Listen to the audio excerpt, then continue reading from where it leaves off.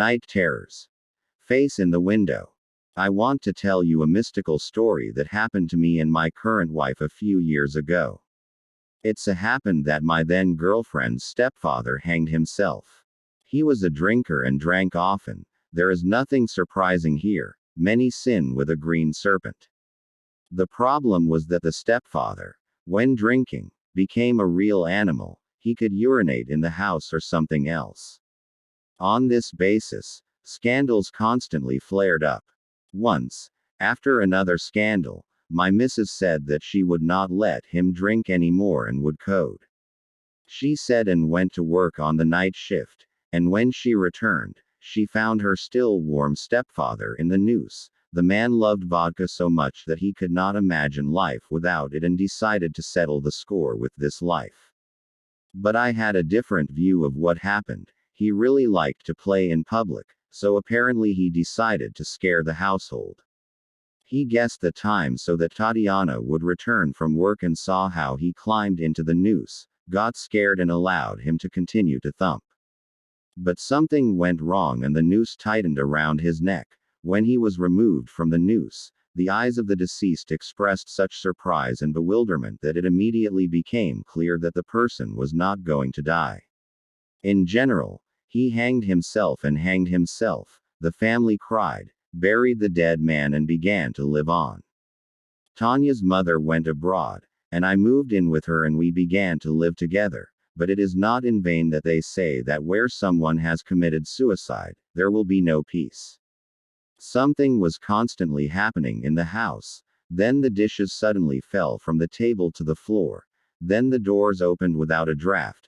Then it was felt that someone was standing nearby. In short, not very pleasant sensations. We decided to invite the priest to the house. How much money this exorcist took, I won't say, but the most interesting thing is that after his visit, unpleasant things disappeared. Only the feeling of someone's presence in the house remained, but this someone stopped being naughty. The priest said that it would not be possible to get rid of the gallows. They would still be in the house, but they would not harm. The room in which the deceased lived and where he hanged himself was uninhabited, where we stored various rubbish.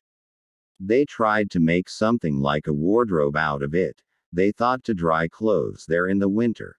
The ropes broke by themselves. In short, they simply began to throw unnecessary things there. We closed the door to this room, and at first the glass on the door was not curtained until one case. The new year has come. Our friends came to visit us. Vanity, preparation for the feast. While my friend and I set the table and chairs, set up the music, lit the fire for the barbecue, our faithful prepared salads and put the dishes on the table, the children played at the computer, everything was fine. And now it's time to sit down at the table. The guests sat facing the ill-fated room, and we sat with our backs to it. It is worth noting that our guests did not know what happened in the house. They simply knew that Tanya's father had died, but they did not know how he died. They did not even know what he looked like. So we sat down at the table, raised our glasses, and then my friend's wife called Tanya for a smoke break. Well, we didn't attach any importance. The girls went to whisper what's wrong. But when they returned, I realized that something unpleasant had happened.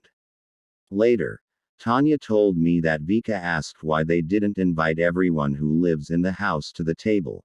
Tanya rolled her eyes, because everyone was sitting at the table, but Vika said that a man was standing outside the door from the room and looking at our table with hungry eyes.